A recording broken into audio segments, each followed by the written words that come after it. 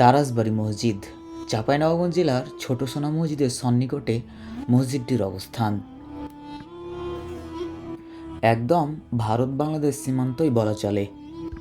সোনা মসজিদ স্থলবন্দর থেকে মহানন্দা নদীর পাড় ঘেঁষে প্রায় 3 কিলোমিটার দূরে বাংলাদেশের সীমান্তে তল্লাশি ঘাঁটি। প্রায় 1 কিলো হেঁটে আমবাগানের মধ্য দিয়ে অগ্রসর হয়ে একটি দিঘি পার হয়ে দক্ষিণ পশ্চিমে ঘোষপুর মৌজায় দারাজবাড়ি মসজিদ ও দারাজবাড়ি মাদ্রাসা অবস্থিত।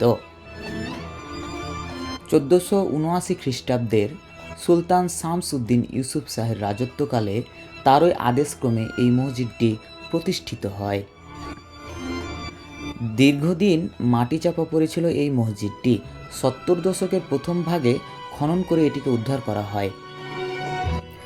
আকারে এটি ছোট সোনা মসজিদের চেয়েও বড়।